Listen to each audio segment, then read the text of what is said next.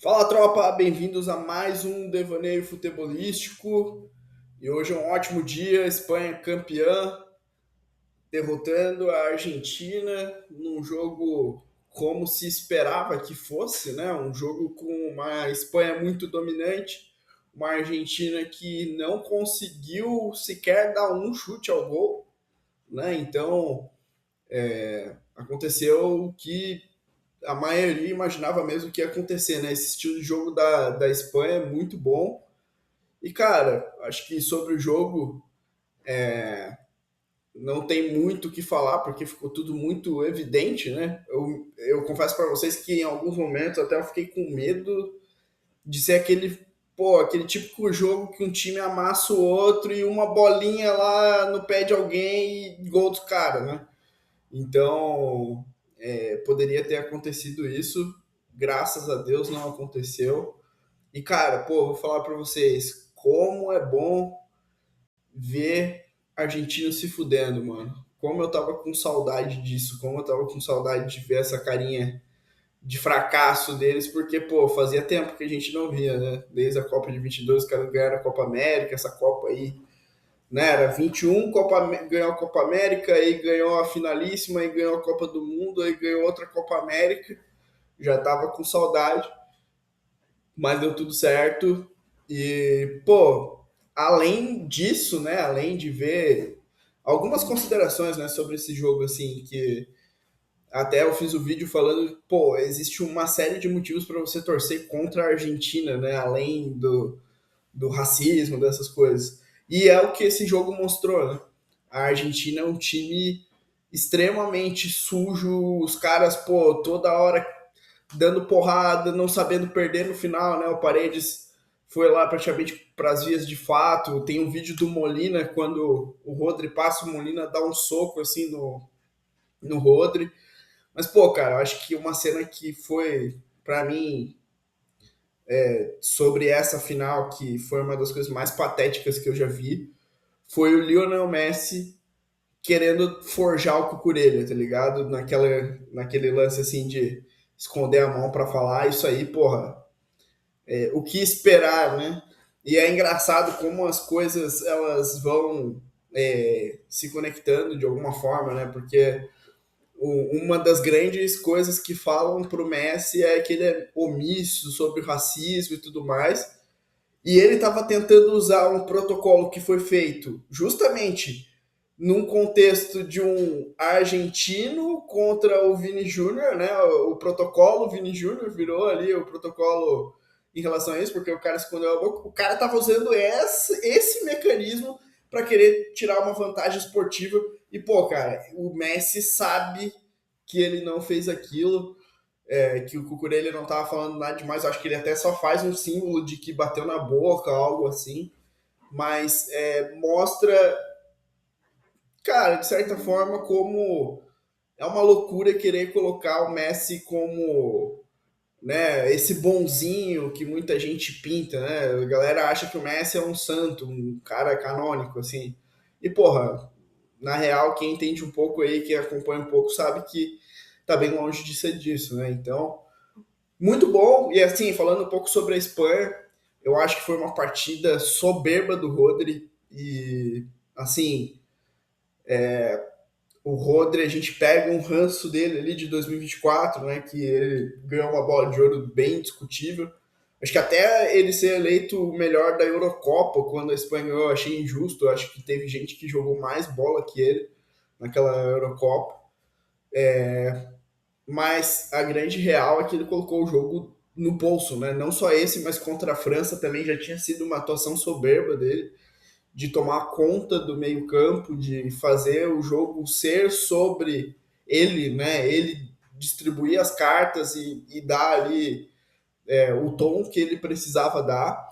E, pô, é bizarro como a Espanha consegue ter um controle absoluto do jogo em todos os estágios. Acho que só teve um momento ali, acho que até no finalzinho do primeiro tempo, que virou um negócio meio caótico, uns vai e vem assim, que eu, caramba, mano, tomara que não fique esse caos, porque no caos, a Argentina ela consegue se sobressair.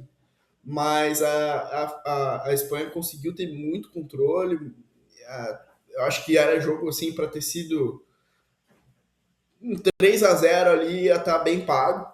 Mas o Dibu também jogou muito, fez muitas defesas. E assim, nota-se que a Espanha tem um certo.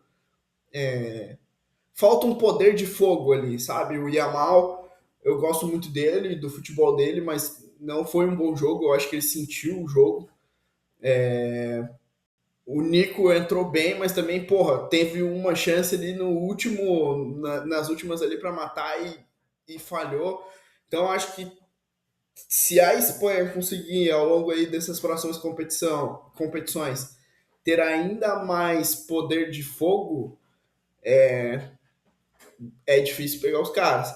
Mas nesse estilo já é muito difícil, cara. E assim, é engraçado que o estilo de jogo da França é difícil você conseguir destacar muito uma individualidade, né? Tipo, tem o Rodri porque acaba que ele se torna o núcleo ali do time, mas o Rodri ele é um jogador extremamente coletivo. O cara dá 2 toques na bola, ele joga 2 toques. Então você não tem, é tudo muito distribuído, né? Você tem o Cucurella, você tem o Cubarsí que fez uma Copa, pô, fantástica, né? A Copa do Cubarsí. Você tem o Pedro Porro, tem o Fabian Ruiz que entrou e no lugar do Pedro foi muito bem. Tem o Oriazabal, enfim, tem muito desse talento distribuído e acaba que diferente de uma França, de uma Inglaterra, de uma Argentina, né?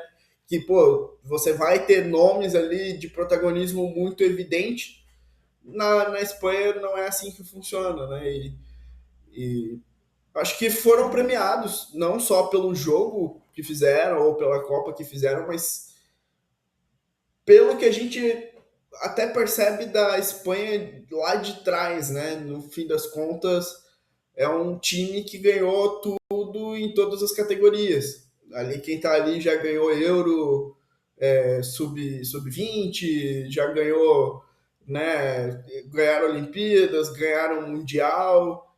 Então acaba que premiou um ciclo não só da seleção principal, mas um ciclo de formação de jogadores muito bem feito.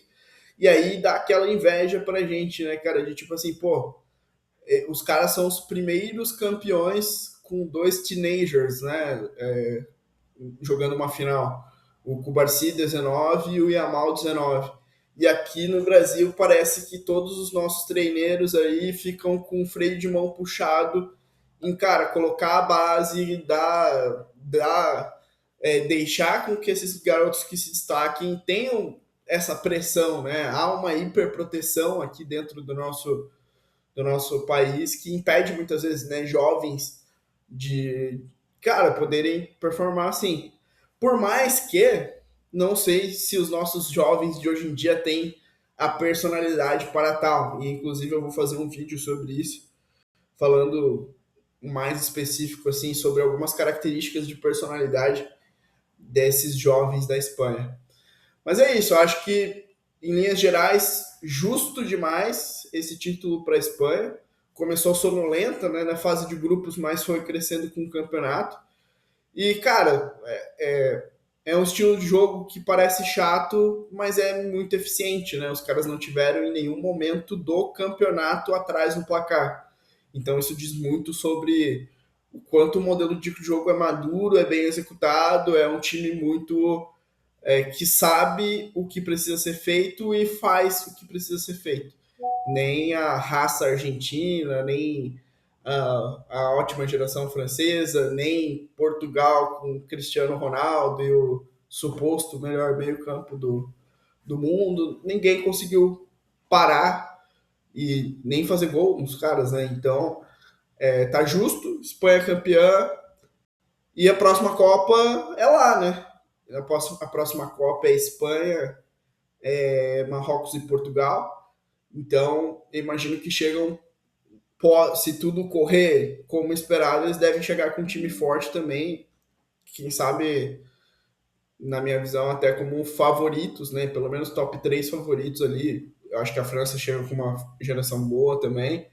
E aí vamos ver o que vai ser também nos próximos ciclos da Argentina, né? Agora parece que essa de fato é a última do Lionel Messi. E é um time que mostrou muito isso, né? Que sem Lionel Messi não funciona. Eu diria até que sem o Di Maria, né? Não funciona esse time aí. Di Maria saiu. Di Maria tinha feito os gols mais importantes da história da Argentina foram feitos por Di Maria. Extremamente subestimado. É um cara que em final nunca vi ele se omitir.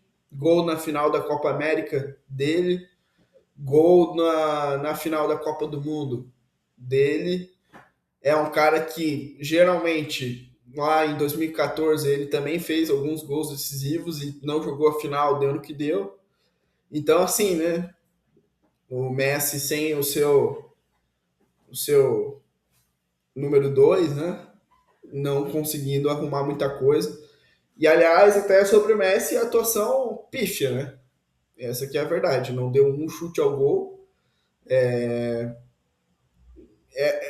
Assim, é engraçado, porque a gente fala muito sobre o Messi carregar a Argentina, e isso é verdade. Mas se ele também fica isolado do jogo, ele não tem o que fazer, porque ele já não é mais o Messi de 10, 15 anos atrás que pegava uma bola no meio-campo e saía driblando todo mundo. Então ele precisa que minimamente o jogo funcione coletivamente para que ele faça alguma coisa. E foi completamente anulado, foi completamente irrelevante para o jogo, né? Eu diria que o Pelé, o love do Pelé ali no intervalo teve mais relevância e mais emoção no jogo. O Dibu Martins teve mais ações com a bola no jogo do que o Messi, né? Então, o Messi em finais. E eu lembro, em 2021, eu tenho isso muito claro, cara. Foi um jogo péssimo do Messi também. Ele teve um jogo que apático, assim, que não conseguiu jogar praticamente. O Neymar estava jogando contra 11 aquele jogo. Se não é o Renan Lodge dar aquela entregadinha e o Di Maria, né, chamar a responsa como ele sempre fez, talvez não sei qual que seria o destino, mas o fato é que o Messi naquela final foi tão irrelevante quanto foi nessa, né? Então, é isso. Estamos felizes. Espanha bicampeã do mundo. Evitamos aí que a Argentina seja tetra, né? E melhor do que ver os argentinos arrogantes, né, tendo que chorar, é ver os bobalhões brasileiros pagar pau de argentino que vão lá na Moca, lá fazer aquela pataquada lá, ver esses caras se fudendo aí também me alegra muito. Então, é isso. Vamos Espanha, vamos Fúria.